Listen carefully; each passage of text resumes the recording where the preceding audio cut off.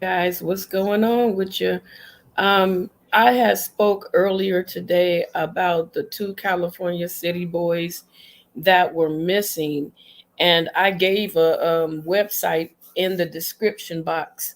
So hopefully I don't get any disturbances. If I do, like if the phone rings or something like that, or my little champ here disturbs me, I'm gonna continue to push forward.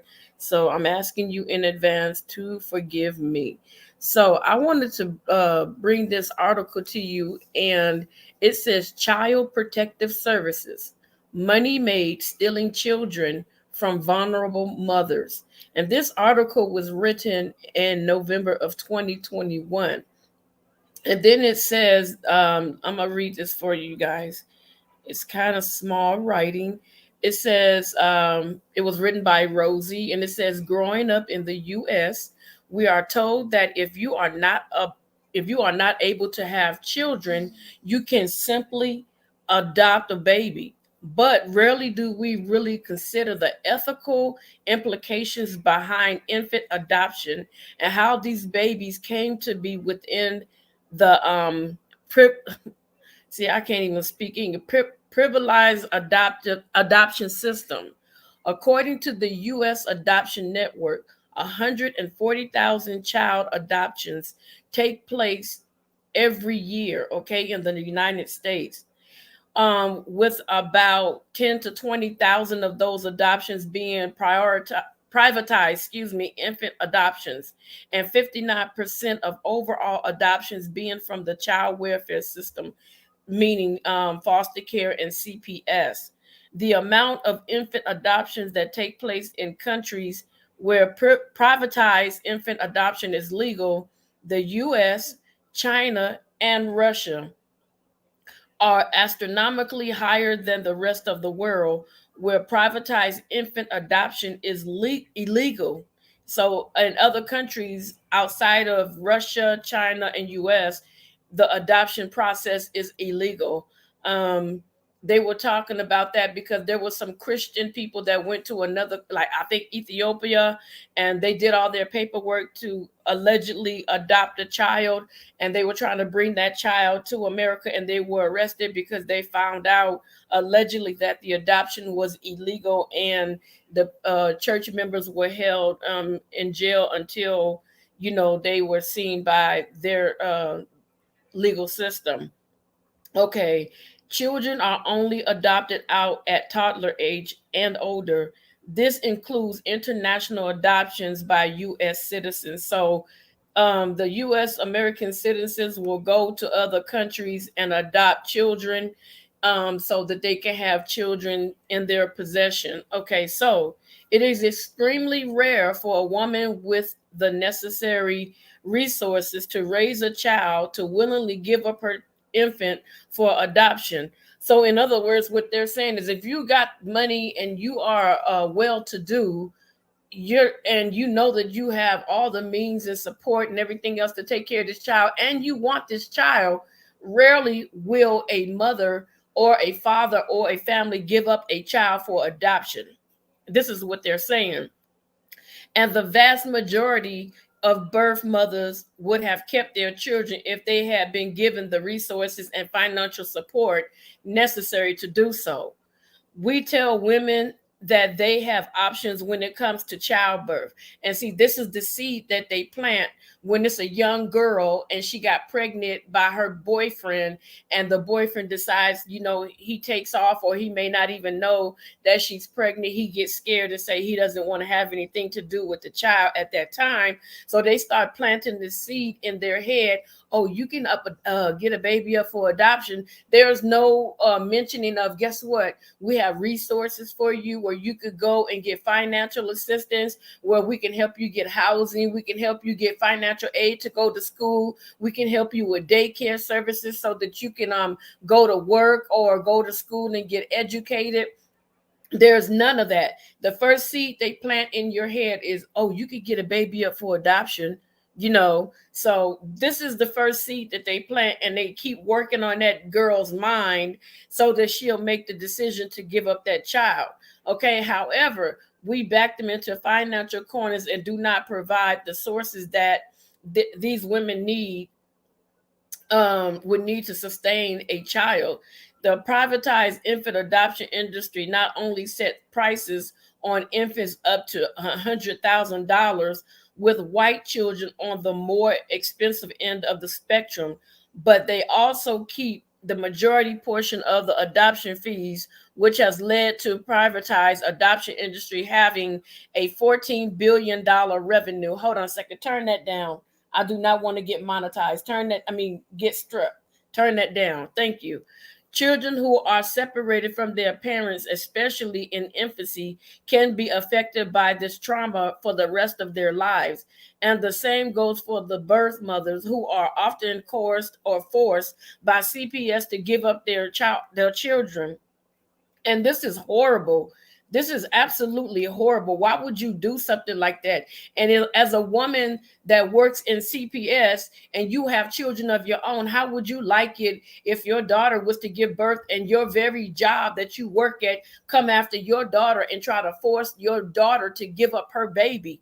Then you wouldn't like it. Then you would see it from the other people's perspective that don't work with CPS.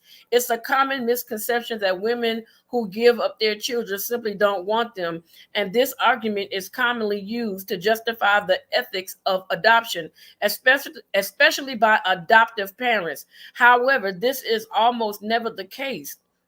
The mass majority of women see adoption as their last resort when they do not have the financial or physical means to take care of a child, or do not have abortion as an option, meaning that poor women are far more likely to have to give away their children than someone who possesses the privilege of being able to fully financially and physically support a child.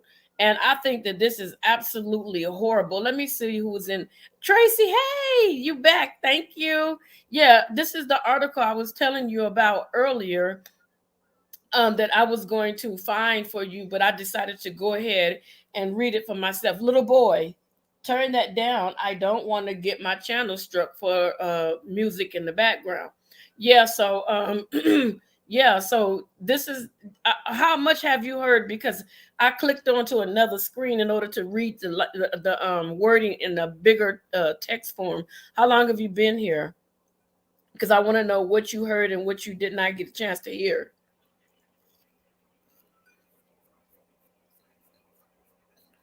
What is that? Like a couple of minutes. Okay. All right. Well, I know you'll probably go back over it later, but it was talking about how CPS are forcing underprivileged women who get pregnant. They're early on when the girl gets pregnant and starts going into the doctor's offices and things like that. They start telling, like, planting the seed in the woman's head, because she's scared.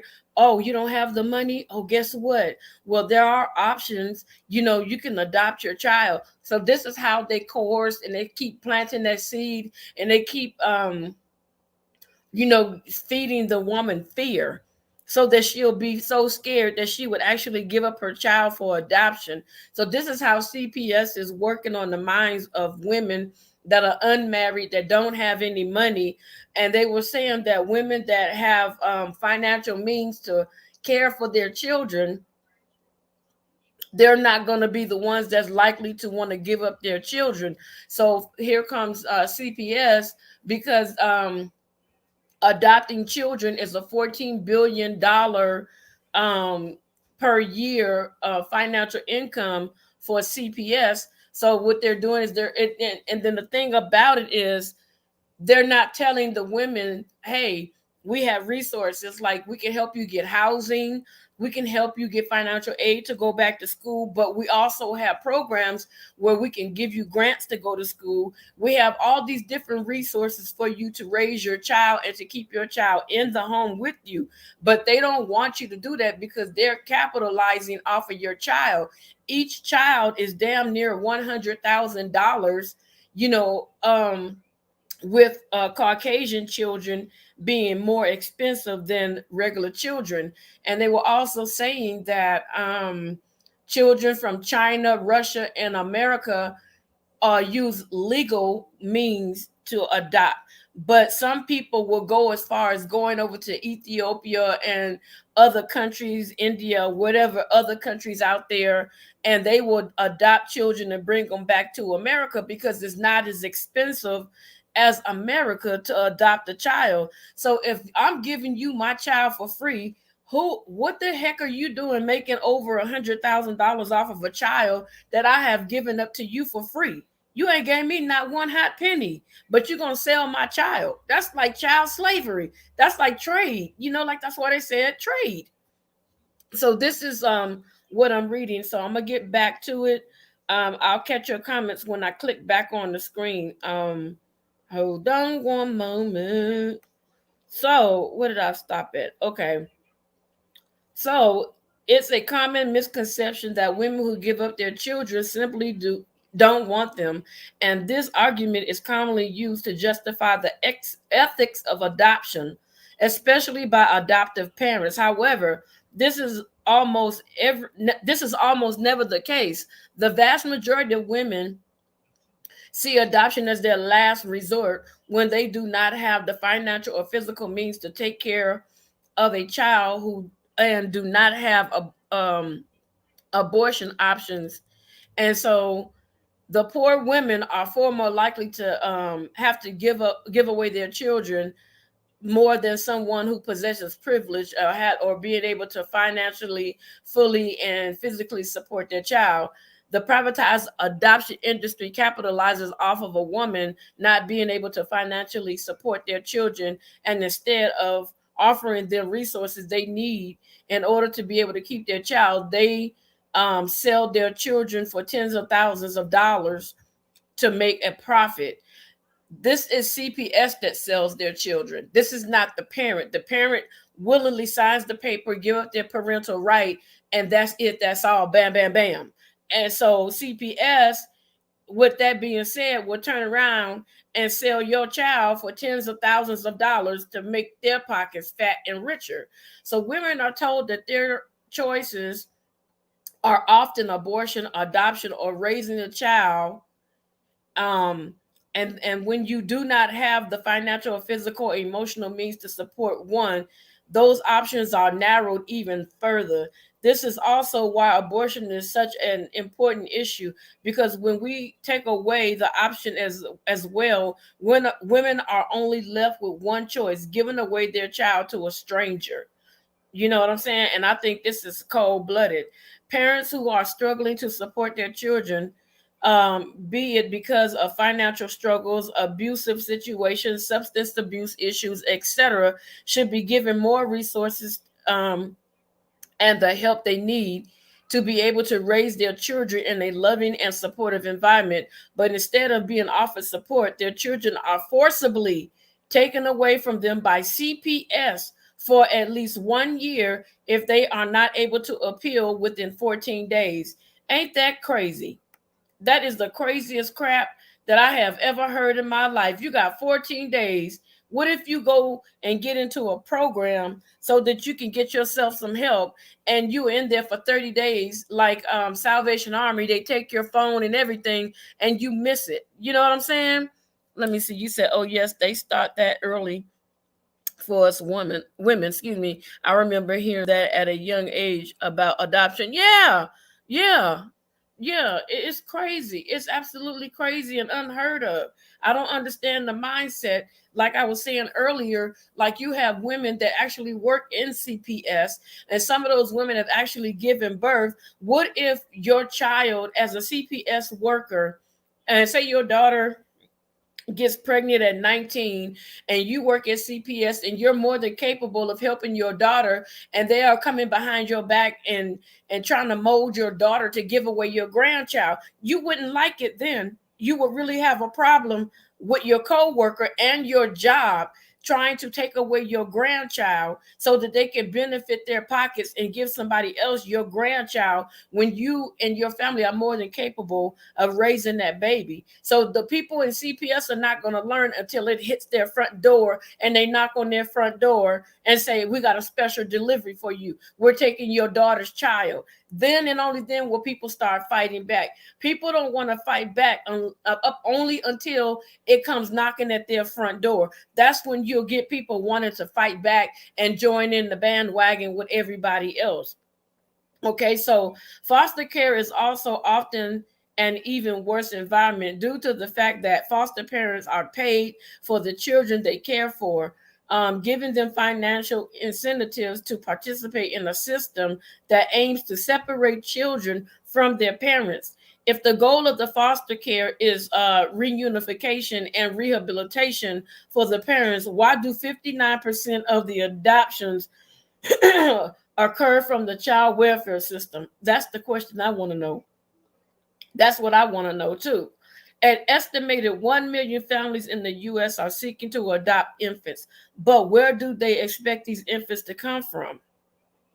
The answer has unfortunately been overwhelmingly poor and Black mothers. CPS has extreme issues within their system when it comes to targeting families of certain races. Racial disparities exist at every step of the child welfare system, and Black children make up to 36% of the foster care system, despite only being 15% of the child population. Ain't that a wing dinger? That is something else. I'm telling you, these folks is something else. Like I said, until one of them people from CPS end up getting a knock on their door because their co-workers is trying to go behind their back and adopt their grandchild or their niece or their nephew, then they're going to want to get in the bandwagon and fight against their own corporation. And it's sad. It's very sad. So I'm gonna continue to read this. I don't know if anybody else is gonna come on, but it's okay. You know, I thank God for Tracy being here that I'm not reading to myself. Okay, it says one study found that despite similar rates of substance use between Black and white pregnant women, Black women were 10 times more likely to be reported to child welfare authorities for substance abuse during pregnancy. The child welfare system, like every other system in the U.S., racially discriminates, and because of this, Black families have become the target for CPS supervision, removal of their children, and termination of their parental rights. And that's really hard because you're targeting one race of people and you're taking away their children.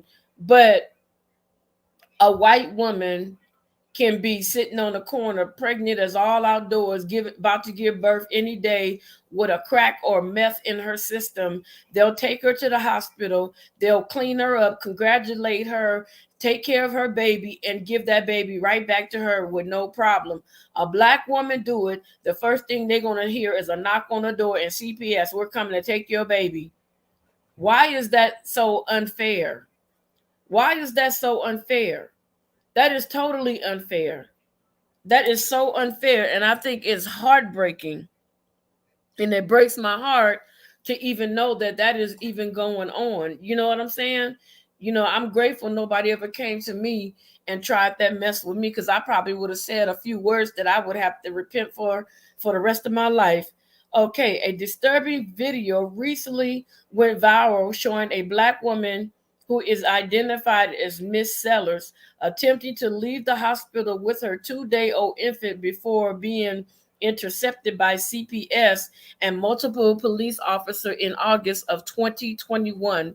Miss Sellers repeats multiple times throughout the video, "I am leaving with my baby. You will not take my baby."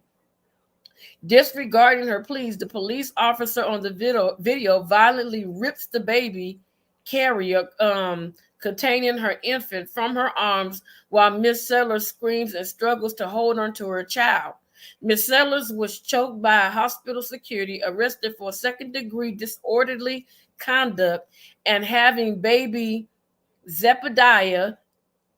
What? And baby Zebediah was brought into foster care. You may be wondering what horrible thing Miss Sellers could have possibly done to have her 2-day-old child literally ripped from her arms. But investigations show no evidence that she neglected or abused her child. Instead, she was reported by a hospital staff for wanting to stay with her child at all times and refused to have him taken to the nursery alone due to, the Rona concerns. The hospital staff that reported her described her as angry and overactive, and that the baby was at risk for neglect. First of all, what is risk of neglect? That's the question that I have. Okay. And so there is either neglect or there isn't. Second, Miss Sellers had just given birth days prior. Being over reactive and over protected of her child are not reasons to have said child reasons to have said child ripped from her arms. Baby Zephaniah is still in foster care as of October the 21st. October of 2021. Excuse me, I'm sorry. And Miss Sellers has been struggling to retain her parental rights. This is crazy. Miss Sellers is only one of many recent examples of stories that have gone viral surrounding CPS targeting Black families. However, this is a systematic issue that has existed within the child welfare and privatized adoption system since their founding. Those with with privilege to protect themselves from CPS can, while the marginalized are left to fend from themselves and attempt to escape the moving target placed on their back by the child welfare system. Not only do these families have to protect themselves from CPS themselves, but also their neighbors, doctors, anyone else they interact with. It only takes one false report for a child to be taken away. And with the racial biases that exist in the U.S., this is a constant fear for many marginalized families. And that's what I was saying earlier. And then you know what? There's a story about a girl. She used to be an actress. I don't know, I forgot the name of the TV show. I think it was Glee or something like that. I could be wrong. And yeah, I would be mad too. And Glee, I think that's what show she played on. I'm not 100%, but she took her baby into the doctors for a cold, and it's on YouTube. And she and her baby's dad was walking, and CPS came and took her child, and she was begging and crying and screaming, and the police came up against them and took the child for no reason because somebody in the hospital made a false report about the health of the baby. The baby has a hereditary illness, and the mother has been doing everything that she can, to help the baby. And so, just like the story earlier, the mother also had a hereditary issue, and so they took her baby. I don't know the outcome. They haven't said anything else, but I'm pretty darn sure that they're fighting to get their child back. And these are actors and actresses that CPS is coming after. What about the parents up in Hollywood that are rich, well-to-do, that have children that are sitting up here being left alone, that's you know being mistreated? They're not doing anything about that. What about, the stories you hear that people have called CPS on, other family, non-Black people, and CPS went out and did a welfare check, and next thing you know, that child ends up turning up, not living with us anymore. So you can make a false report about a Black family and nothing is going on. Like one of my friends, and I'm gonna share this, she was somebody called CPS on her, and CPS came out, and she is such a OCD person. Her house is spotless. When I say spotless, spotless. And CPS came in her house, and she had surveillance all in her house with audio and everything. They came in her house, they went into the child's room. The child's room was immaculate. They went into the bathroom. The bathroom was immaculate. They went into her room, immaculate. They went into another room, immaculate. They went into the kitchen, immaculate. Cabinets cleaned out, everything, and everything was clean. This is on a day-to-day basis. And so her manager came up, and her manager was like, "What's going on?" She said, "Somebody called CPS on me." And the manager was like, "Oh my God, no, this house." We asked her, "Can we use her apartment for a model apartment when we are renting, getting ready to rent out apartments?" That's how clean she is. And because the manager even came in and vouched for her, and they looked all in her refrigerator, everything was, I mean, when I say you could go to her house at 1, 2, 3, 4, 5 in the morning, her house would be immaculate. Okay. And so they had no cause to do anything. So the person that made the call, they just wasted their time. They wasted their time. They were looking for an opportunity to snatch another black child out of the home from a single mother, but they got fixed because thank God she had somebody there to vouch for her. But Tracy, I want to ask you a question. What do you think about this article? And I know it's going to be a delay in me speaking to your answering. What do you think about this article? CPS needs to stop stealing babies from parents that don't even have a case. Hey, you know what? You're right. You are so right. I I'm trying to get somebody to teach me how to drop the link and all that stuff so that we can actually get on screen together and talk. I don't know how to do it, but the person that I'm trying to get has been busy, and I've been trying to look and search for myself, so that way I could have given you the link to drop and we could have talked and had dialogue together. But I just wanted to bring this story to you guys and let you guys see some of the things that's going on with the CPS, and that's deep for that title to be Child Protective Services money made stealing children from vulnerable mothers. And that's deep, and that's really heartbreaking, because even if you are a mother, you still have to be concerned for your nieces. You still have to be concerned for your nephews that may get their girlfriends pregnant. You got to be concerned about your grandchildren having children. We have to be very concerned because they are stealing children. They have been stealing children. And this is what happened to Tanya Dean and the two California city boys that went missing. This is a part of what happened with their mom. Like I said, she was at work. She left them children in the care of another adult, and something happened while she was at work. And these children ended up, well, one of the children ended up with a broken leg. And so when the mother took the child to the hospital, they ended up taking her child from her as though she did it. And again, I say, so what if the mother smoked weed? So what if the mother liked to party? As long as her children were cared for, as long as she was making sure that her children had food, they were clean, they were safe, they were healthy, it was nobody else's business to come in and snatch those children. So I hope that people will band together and do a class action lawsuit against CPS and shut them down and show them you can no longer steal our babies. So maybe somebody that's running for office, there need to be a campaign to investigate CPS, because Tracy, I know that you remember. I don't know if you remember, but there was a Hispanic little baby. They even did a movie on Netflix about him where his parents were torturing him. CPS came out, they didn't find nothing, and by them not finding nothing, or basically not doing their job, the little boy ended up being tortured and killed. So on Netflix, I forgot his name, but I couldn't even watch it.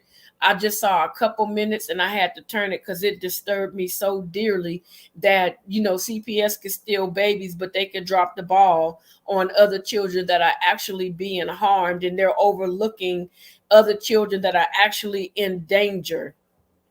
So, that's, I'm just gonna go ahead and end this live. Thank you, Tracy, once again. When I see your name, I'm gonna try to go live on you know what? I'm not gonna go live again tonight, but I'm gonna try to search your name out and make you a mod because you done showed up, and I appreciate you so very much. So, you have a good night. You have a blessed weekend, and I would probably do some videos this weekend. If not, I will do some Monday. So have a blessed day. I thank you so much. Oh, you're so sweet. But yes, I want to make you a mod, and I am going to do it. So I can't do it on this StreamYard, but I am going to make you a mod most definitely. So until the next video, my love, don't forget to hit that like button, that post notification bell. And so you want to say, don't forget to hit that like button? Come here, say it, say it. Say, Miss Tracy. Miss Tracy. Don't forget. Don't forget To hit that like button. The like button. Post notification. Post notification. And and subscribe to the channel.